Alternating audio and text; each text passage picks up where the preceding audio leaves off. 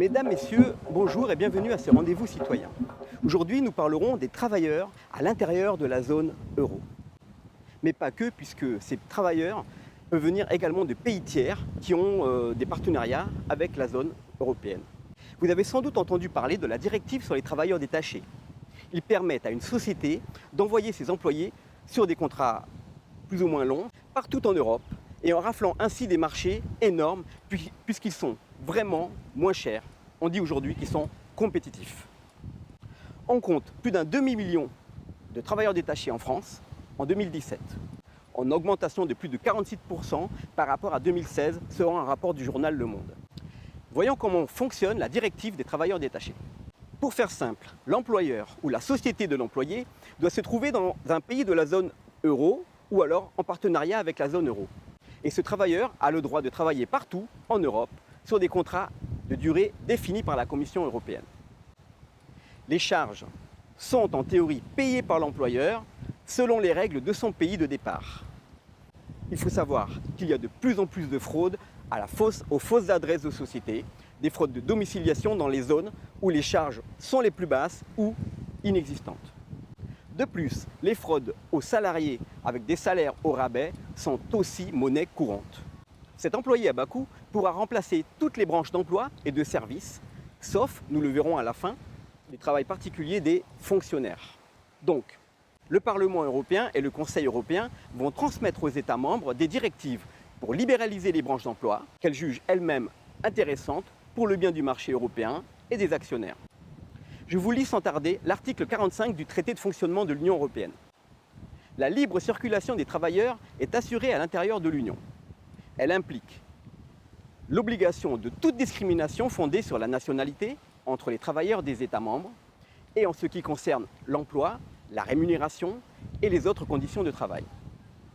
Elle comporte le droit, sous réserve des limitations justifiées pour des raisons d'ordre public, de santé publique ou de sécurité publique, de répondre à des emplois effectivement offerts, de se déplacer à cet effet librement sur le territoire des États membres, de séjourner dans des États membres afin d'exercer un emploi conformément aux dispositions législatives, réglementaires et administratives qui régissent l'emploi des travailleurs nationaux, et de demeurer dans des conditions qui feront l'objet de règlements établis par la Commission sur le territoire d'un État membre après y avoir occupé un emploi.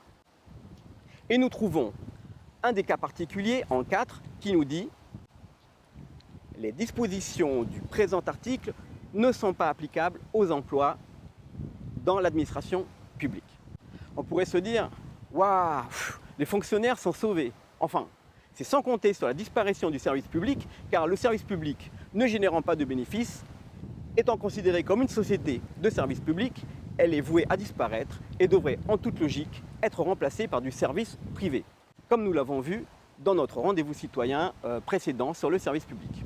Vous, fonctionnaires, policiers, enseignants, de gauche, de droite, vous serez aussi touchés. L'article 46 nous explique que les pays membres doivent coordonner leur politique pour qu'il n'y ait aucune discrimination. Je vous la lis. Le Parlement européen et le Conseil statuent conformément à la procédure législative ordinaire et après consultation du Comité économique et social, arrêté par voie de directive ou de règlement, les mesures nécessaires en vue de réaliser la libre circulation des travailleurs telle qu'elle est définie à l'article 45, notamment en assurant une coordination étroite entre les administrations nationales du travail, en éliminant celles des procédures et pratiques administratives ainsi que les délais d'accès aux emplois disponibles découlant soit de la législation interne, soit d'accords antérieurs conclus entre les États membres, dont le maintien ferait obstacle à la libéralisation des mouvements des travailleurs. Pour rappel, la libéralisation, c'est la mise sur le marché, la mise en concurrence du métier en question. Donc, quand on parle de coordonner les législations internes, on parle des lois Macron, des lois El Khomri, loi travail, etc. Je continue. En éliminant tous les délais et autres restrictions prévues, soit par les obligations internes, soit par les accords antérieurs conclus entre les États membres, qui imposent aux travailleurs des autres États membres d'autres conditions qu'aux travailleurs nationaux pour le libre choix d'un emploi. En établissant des mécanismes propres à mettre en contact les offres et les demandes d'emploi et en faciliter l'équilibre dans des conditions qui écartent des risques graves pour le niveau de vie et d'emploi dans les diverses régions et industries. Sachant que l'offre de la demande vous fera choisir, vous, le travailleur, vous faisant faire le plus de bénéfices, et aussi que pour rester attractif par rapport aux concurrents, si vous êtes un patron, vous y serez obligé, et compte tenu également que les baisses des dotations aux collectivités, des aides pour la santé, pour l'éducation, pour toutes les sociétés dites d'intérêt général, donc le service public, vous pensez bien que le travailleur qui coûtera le plus cher sera sacrifié à l'autel de la productivité ou des économies. Nous le voyons, les intérêts du patron se feront forcément au détriment du salarié français. Il sera difficile également pour un patron français de faire le poids face à une concurrence énorme d'une société de la zone euro aux plus basses charges sociales et patronales, domiciliées par exemple en Pologne ou en Espagne. Et cela est valable même pour des professions dites réglementées comme avocat, notaire, taxi, etc. Il sera difficile de choisir entre équiper une salle de matériel récent ou, aux normes, et embaucher du personnel.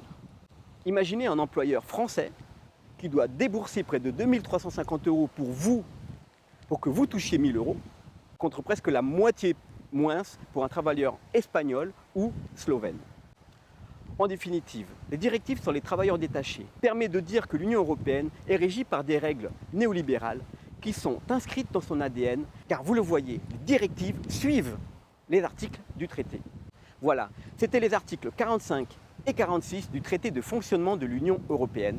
Merci de m'avoir écouté. Et rendez-vous lundi prochain pour un nouveau rendez-vous citoyen.